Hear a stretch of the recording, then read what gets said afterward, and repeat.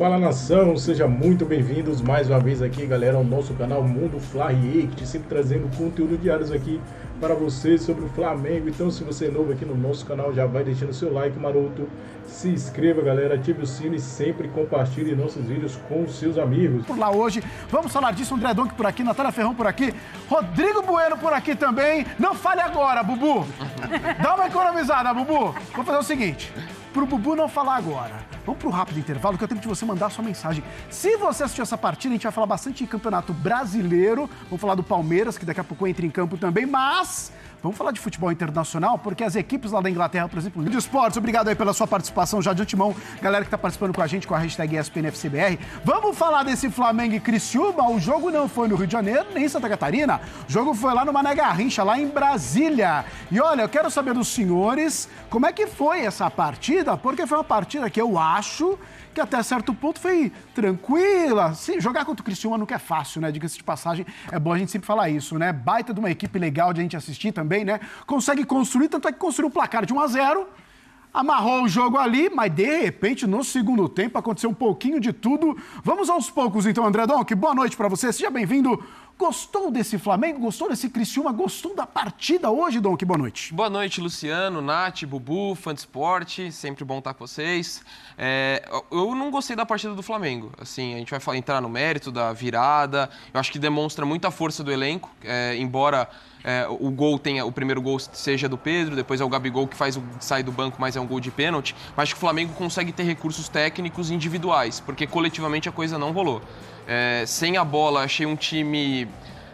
faltou intensidade e por mais que a gente possa falar, mas os uruguaios estavam voltando hoje, dois deles titulares, né? Os principais, a De La Cruz e o Arrascaeta, mas o Flamengo ficou 9 dias sem jogar desde o último jogo, então eu esperava uma intensidade maior sem a bola e com a bola um time um pouco desorganizado, dependeu muito do lado esquerdo no primeiro tempo. Teve, assim, uns 10 minutos ali entre os 15 e os 25 que foram bons, que é dois passes longos do De La Cruz. E depois para, né, o Cebolinha. Exato, e parou por ali. Ele também estava voltando, né? Diga-se também isso voltando, acho que é bom de destacar, porque fisicamente ele entregou bem. Ele é um dos que eu não questiono, porque é um cara que ficou um bom tempo parado, ele até falou disso. E o Criciúma, para mim, extremamente organizado. Que time combativo, muito bem treinado pelo Tencate, fez por merecer a vantagem no primeiro tempo, tirando os espaços do Flamengo, sabendo explorar suas chances, teve muito mais finalizações na primeira etapa, tanto que o jogo termina, mesmo com a blitz do Flamengo ali no fim, o Criciúma teve 16 finalizações contra 15, o Flamengo não acertou o alvo no primeiro tempo, então acho que o Criciúma foi melhor e o Flamengo cresce muito a partir dos lances, que a gente vai debater depois, mas também por conta dessa questão do banco, de você ter recursos, e ainda que não coletivamente não tenha funcionado, mas tenha entrado no Luiz Araújo, que tem sido importante do Flamengo, então individualmente, acho que as coisas permitiram que o Flamengo conseguisse ser competitivo e conseguisse essa vitória. Mas coletivamente, não gostei do jogo. Achei que foi abaixo, a intensidade sem a bola. A questão da organização também pecou quando o time teve a bola. Coletivamente, não fluiu. E o Criciúma, para mim, fez mais uma grande partida, um belo trabalho, tem se destacado. E só um ponto, que eu acho que não justifica a atuação ruim do Flamengo, mas não pode ser ignorado, porque influencia. O gramado péssimo. A bola para circular era muito complicado e isso acaba prejudicando o time mais técnico. Você via muitas vezes a bola quicando, às vezes levantava areia em algumas inversões de jogo. Então, é um aspecto que, para mim, influenciou, mas não serve de justificativa para uma partida que o Flamengo não apresentou um grande futebol. Daqui a pouco a Renata Ruel vai falar justamente desse lance aí, que é o segundo pênalti. Vamos falar também do primeiro pênalti, se é que há discussão. E tem também o lance ali no meio dos dois pênaltis ali, o lance do goleiro do Criciúma, que acaba subindo o pé, tirando uma bola que havia batido no travessão. Daqui a pouco a gente fala desse lance. Será que ele levantou demais a perna ali? Quase atinge a cabeça do Léo Pereira e tudo mais. 3 lances polêmicos. Daqui a pouquinho a nossa arbitragem vai ser discutida por aqui. Mas antes, vamos para os números dessa partida, onde o Flamengo teve maior posse de bola, com 62%, mas as finalizações ficaram pro lado do Criciúma. Foi mais ou menos o que o Donk falou aqui. O Criciúma conseguiu produzir mais, mesmo com menos posse de bola. Apesar das finalizações certas, tem um número maior aí pro Flamengo, assim como as grandes chances, né? Ações na área rival, 25-20. Aí também um número maior pro time rubro-negro. E escanteios, 7-4. Mas em determinado momento da partida, Criciúma controlando a partida de maneira coerente ali, né? Contra esse Flamengo que não conseguia produzir. E fica muito nisso também, Natália, na volta dos uruguaios. Sim. Ótima Copa América, tudo mais, voltando o Flamengo ganha força com os uruguaios, mas criatividade talvez seja o maior problema hoje desse Flamengo antes de tudo acontecer, da tempestade acontecer. Boa noite, rapaz, boa noite ao fã de esporte. Mas se a gente pegar o melhor momento no recorte Tite no Flamengo é sem os jogadores. O desempenho do time cresceu, né, nas adversidades que ele teve, de lesão e de jogadores na Copa América. Ele arrumou uma alternativa, ele arrumou alternativas para que ele conseguisse desempenhar melhor. O Flamengo não desempenhava bem no começo da temporada, muito questionado, né? Até ali a virada de chave, quando ganha do Corinthians, no Maracanã, e aí começam os resultados a encaixarem e o desempenho melhorar, o time tinha uma interrogação em relação à Copa América, continua numa produção muito boa, mesmo com os desfalques, e consegue manter ali um nível de apresentação. É que essa sequencinha, um pouco antes. Essa sequencinha agora dos últimos jogos, tirando aí o jogo que foi adiado, Sim. mas Cuiabá, Fortaleza e agora contra o Criciúma... Que são confrontos dificílimos, né? São confrontos difíceis. São adversários muito bem treinados, acho que a gente tem que colocar, o Dom que já citou, o Tencati faz um baita trabalho no Criciúma. É um time organizado, ele tem leitura de jogo, ele soube muito bem ler as estratégias do Flamengo. Concordo com o Dom que o gramado é ruim, mas foi uma escolha do Flamengo, né? Tem esse ponto. A venda de mando, isso é verdade. Né? Você tem toda a razão. Então, assim, o gramado estava ruim para os dois lados. O Criciúma foi muito bem no primeiro tempo e o Flamengo desorganizado. E aí, no segundo tempo, é mais naquele abafa, naquela necessidade, individualidades, do que propriamente uma organização coletiva da equipe. Não sei como é que o Tite vai organizar isso para os próximos jogos, tem uma sequência muito difícil, mas acho que para o flamenguista fica os 3 pontos, mais do que o desempenho hoje. A gente falou bastante da volta aí dos uruguaios, houve também Rodrigo Bueno em relação a essa vitória do Flamengo para cima do Criciúma. Vamos colocar um pouquinho dos números aí dos uruguaios para você, porque a gente teve a volta de La Cruz, a gente teve a volta de Arrascaeta, que, claro, acabam sendo nomes bem importantes para esse Flamengo, e a gente coloca os dois aí que jogaram hoje contra o Criciúma. Vamos jogar a partida completa, tá aí, ó. A assistência do De Arrascaeta foi pro gol do Pedro, basicamente, e aí ações com a bola, De La Cruz 87-59, chances criadas 3 para o De Arrascaeta, 2 para o De La Cruz, duelos 12-13, cruzamentos 8-2. Foram os líderes do time nos quesitos que estão destacados aí para você, fã de esportes. Ô, Bubu, o Flamengo criou pouco, o Flamengo ganhou a sua partida, que era importante, mas o Criciúma mostrou botou uma dificuldade a mais para esse Flamengo ganhar. Boa noite. Boa noite para você, Luciano, Nath, Donk, fã de esporte. Você pode ver sempre o copo meio cheio, meio vazio, né? O Flamengo virou o jogo no final, então é uma vitória, se pega no contexto do Brasileiro, 3 pontos. Sendo que o Flamengo vinha de um empate com o Cuiabá em casa e de uma derrota para o Fortaleza, digamos assim, a fase fácil para o Flamengo do campeonato acabou agora. Né? Da temporada a gente viu a sequência que vai ter, sobretudo no mês de agosto, entre Libertadores voltando nas oitavas, com jogo na altitude, você pegou agora um confronto com o Palmeiras na Copa do Brasil.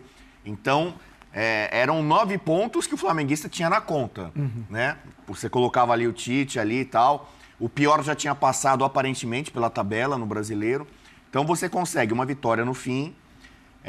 Eu vou destacar o Arrascaeta, a gente vê os números individuais. O De La Cruz participa mais do jogo, mas quem é mais decisivo é o Arrascaeta. O segundo tempo dele foi muito bom. E aí mostra o que a Nath está falando sobre a individualidade do Flamengo. O Tite, às vezes, nem precisa fazer um grande trabalho, não precisa ter um grande jogo coletivo, para o Flamengo tirar da cartola algumas vitórias. O Arrascaeta tirou um pênalti da cartola, que foi desperdiçado. E pouco depois, ele tira da cartola um passe, uma assistência, que serve o Pedro para fazer o gol de empate. E a outra notícia positiva, o Gabigol. Né? Hoje teve gol do Gabigol. Hoje valeu. Hoje teve gol do Gabigol, um gol importante, decisivo, para ele ter confiança, a torcida, claro, em grande número e encerra uma saída Brasília. nessa janela, né? Que já fez os 7 jogos. Exatamente. Então o Gabigol também é uma notícia positiva, o Arrascaeta, o De La Cruz acho que já é uma figura sólida no meio campo, é um cara que você já conta com ele, ele é muito regular, ele não alterna, né? Sempre contribui demais para o Flamengo. Então, acho que a partir de agora a gente vai ver o real poderio desse time do Flamengo. Bubu, deixa eu te interromper um pouquinho, porque o Tite começou a falar lá em Brasília. Vamos para lá ouvir o técnico do Flamengo que ganhou do Criciúma nessa noite.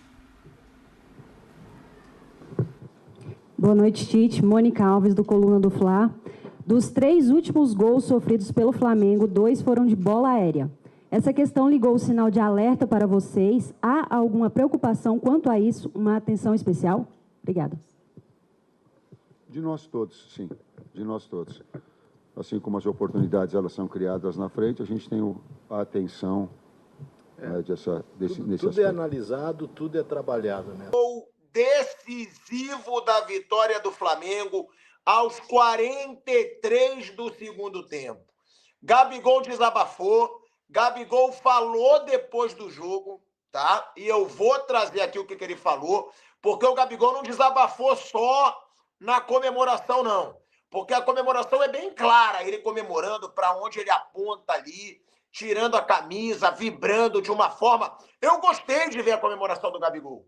Mostra que ele está incomodado com essa forma patética dele, com essa fase patética dele, de estar jogando nada há 1 ano e meio, quer mostrar trabalho nesse fim de ciclo no Flamengo, porque o Flamengo já deixou claro que não vai renovar. E o Gabigol me agradou. Esse fato de ver que o cara tá querendo, de ver que o cara tá com sangue nos olhos, de ver que ele ainda quer sair do Flamengo pela porta da frente. Porque o Gabigol, do jeito que tava, ele tava ali fazendo um caminho para sair pela porta dos fundos do Flamengo. E o Gabigol faz o gol da vitória. Isso é o que eu falo. Eu critico muito o Gabigol, tá? Critico muito. Mas culhão esse cara tem. Para pegar a bola naquela hora, depois do Pedro perder um pênalti, aos 43 do segundo tempo, num jogo ruim do Flamengo. Essa vitória não pode camuflar mais um jogo ruim do Flamengo nos últimos 3 jogos, hein? Nos últimos 3 jogos, um jogo ruim contra o Cuiabá, um jogo ridículo contra o Fortaleza e agora um jogo ruim contra o Criciúma. Eu espero que a vitória não esconda dos torcedores no telinha que o Flamengo não está jogando nada há 3 jogos.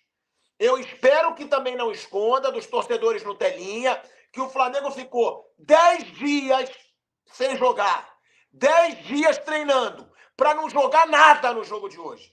A fase do Flamengo é preocupante. O Flamengo está chegando num calendário que vai ter jogos decisivos contra o Palmeiras, jogos decisivos contra o Bolívar, jogos dificílimos pelo Campeonato Brasileiro. Se o Flamengo jogar esse futebol ridículo que ele está jogando nos últimos 3 jogos, não vai dar certo em nada, hein?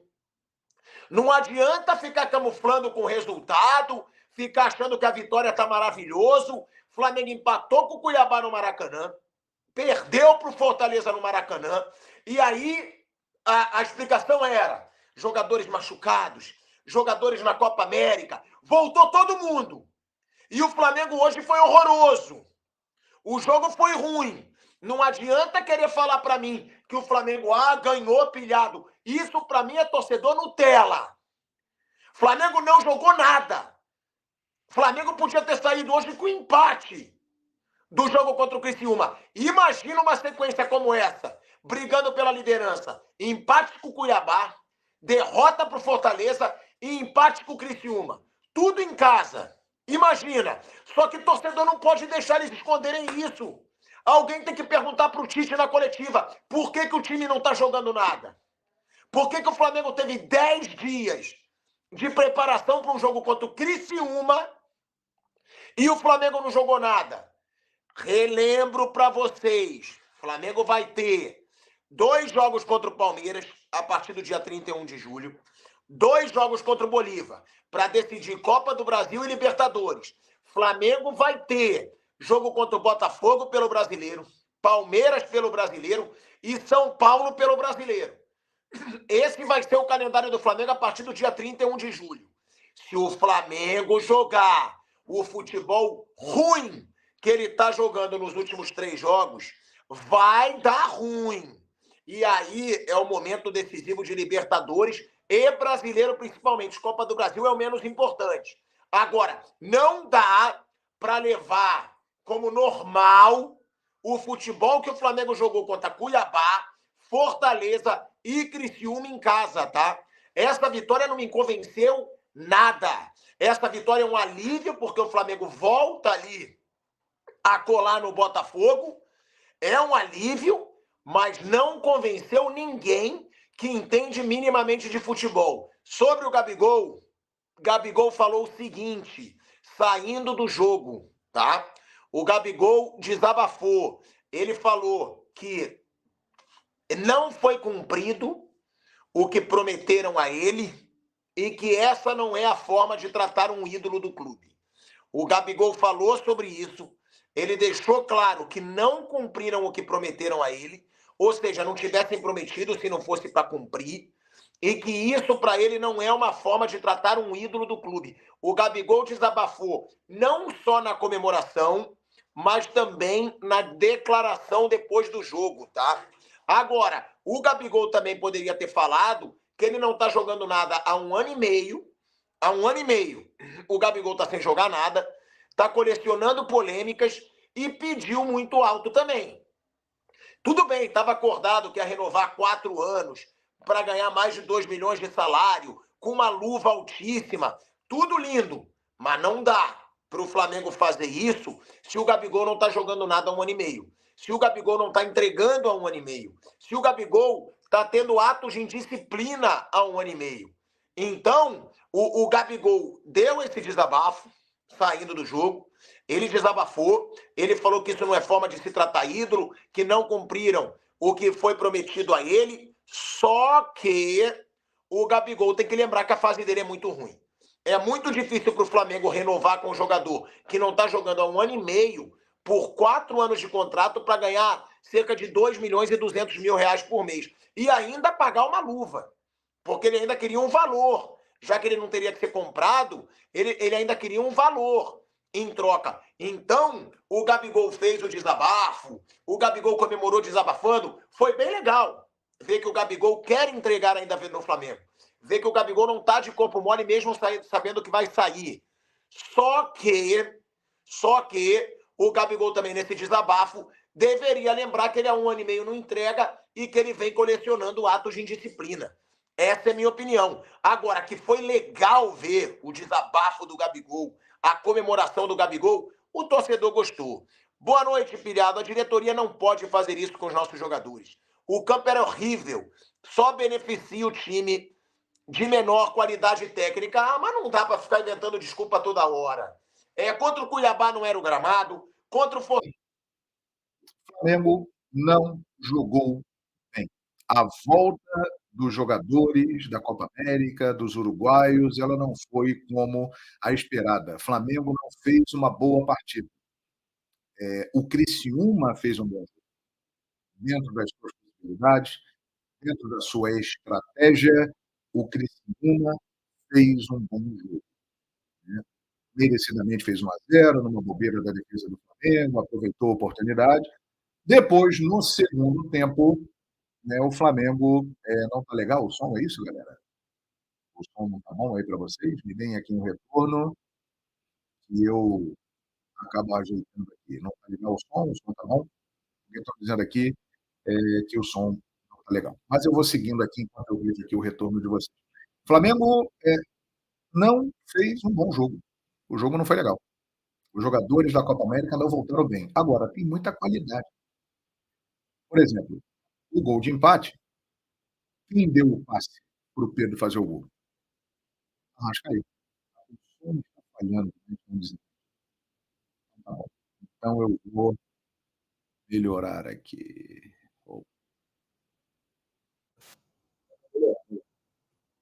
Acho que agora vai ficar legal. Melhorou? Por favor, me digam aqui. E o lance do pênalti, eu falado, eu já expliquei. Foi pênalti.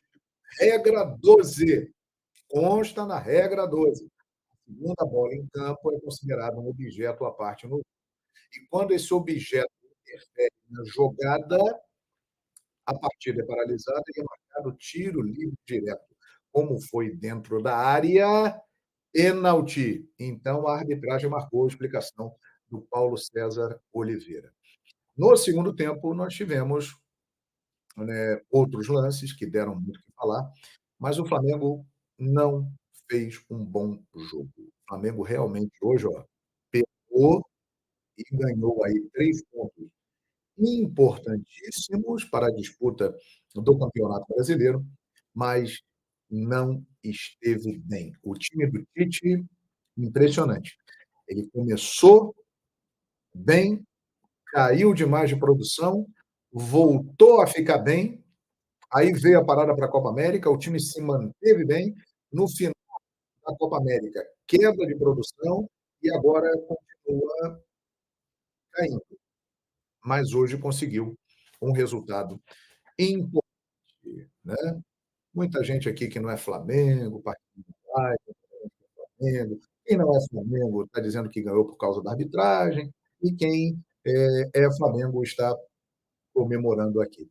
Tem muita gente falando que o Pulgar, quando entrou no time, realmente o Flamengo caiu. Olha, e algo que nós temos que falar.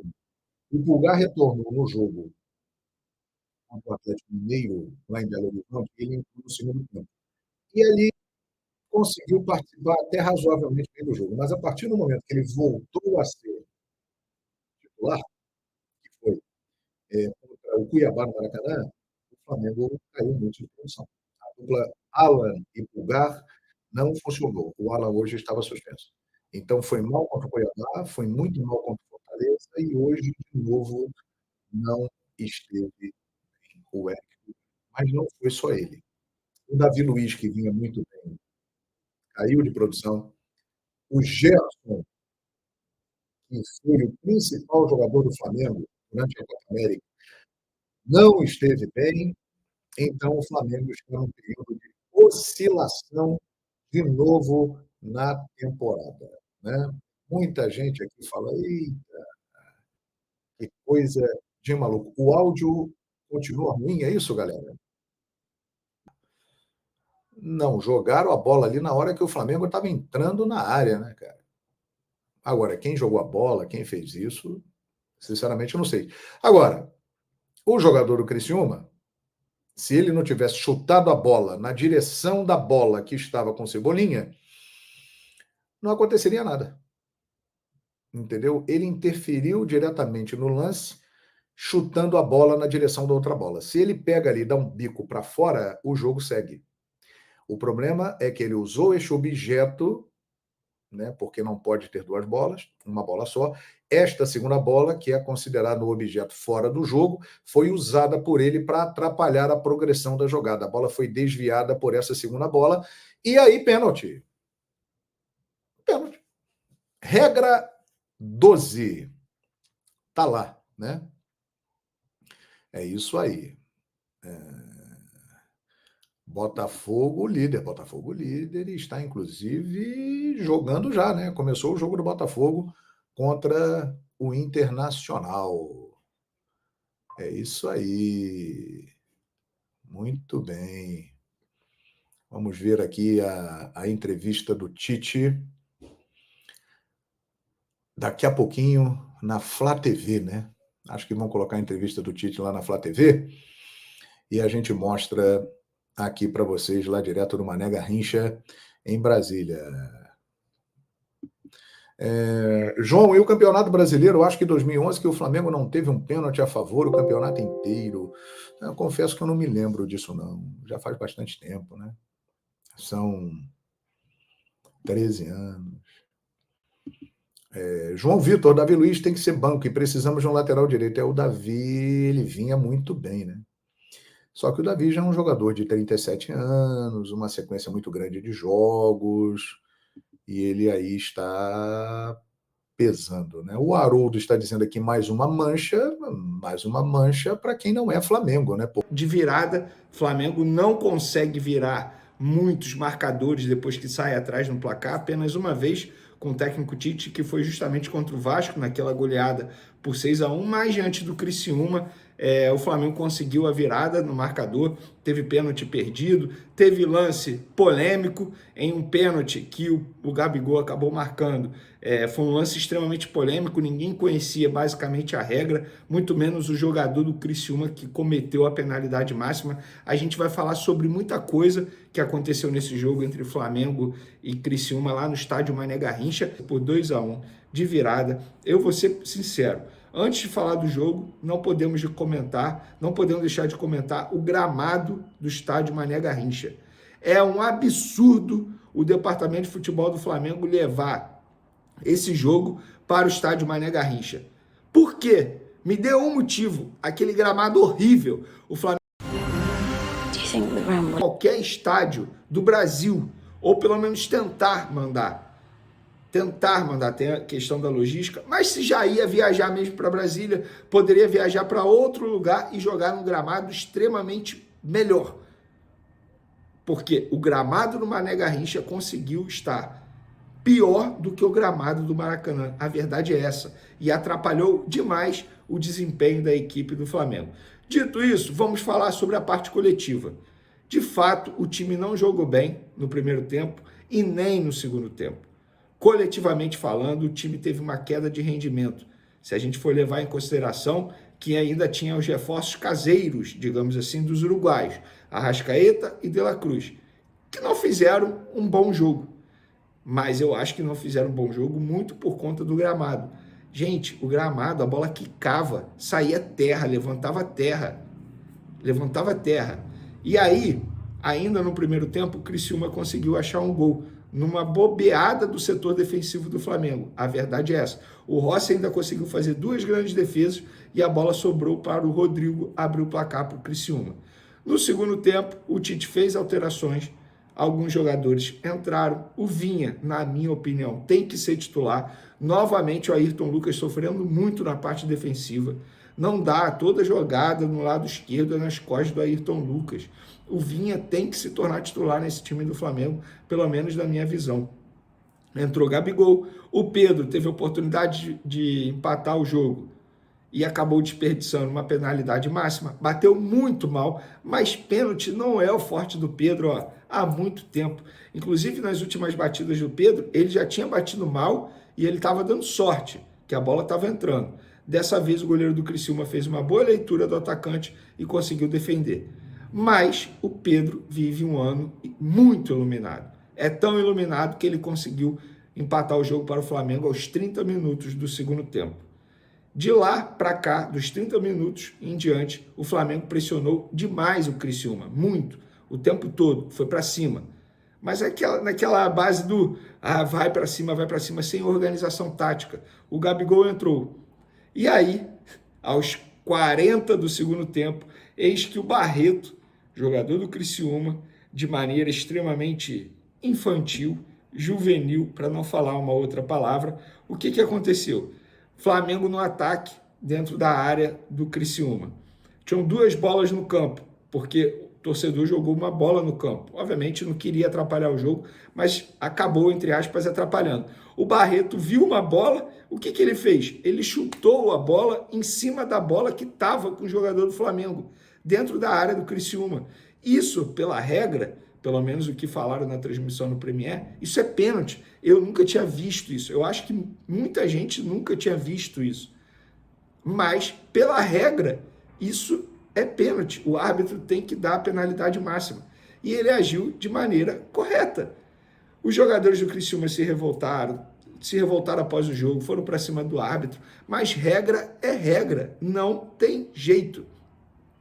Recentemente, um jogador do Juventude foi expulso porque ele, entre aspas, defendeu o adversário dele porque um torcedor do Internacional invadiu o campo. Essa é nação, esse foi aqui mais um vídeo aqui do nosso canal, a gente trouxe para vocês aí o pós-jogo, né? A virada aí sensacional na raça, na base da raça aí. O Flamengo conseguiu virar aí com o gol de Pedro aí. No finalzinho o Gabigol conseguiu fazer seu gol de pênalti, né? Há muito tempo aí Gabigol não consegue fazer um gol com a camisa do Flamengo. O seu último gol marcado com a camisa do Mengão tinha sido aí na goleada por 6-1. Também Brasileirão contra o Vasco, Mengão. Partida muito complicada, muito difícil. A gente viu alguns jornalistas aí destacando aí que o Flamengo foi até alguns momentos, 80% do jogo foi até inferior na minha visão do Criciúma. O Criciúma jogou uma partida excelente, merecia até a vitória ou até um empate. Não seria um resultado ruim pelo desempenho do Criciúma. O Mengão aí buscou essa vitória. É bom a gente comemorar porque jogos assim que faz a diferença no final do campeonato. Mas o Flamengo hoje passou alívio aí, Tite aí com o Gabigol. Gabigol entrou, fez o gol de pênalti, mas criou alguma movimentação durante o jogo, né? Ele mereceu o pênalti, ter marcado o gol de pênalti. O Flamengo aí agora com essa vitória, atualmente está aí com 34 pontos na vice-colocação, né? Mas tem o jogo aí do Botafogo e logo mais também vai ter o jogo de Palmeiras versus Cruzeiro, né? Secando esses dois adversários aí, o Flamengo pode ficar 2 pontos atrás do Botafogo, caso o Botafogo perca. Se o Botafogo empatar, fica 3, né? Então, o Flamengo vai ficar com uma rodada a menos do que o Botafogo. Então, tem tudo ainda, muita chance aí de assumir a liderança ao decorrer das 3 próximas partidas do Mengão.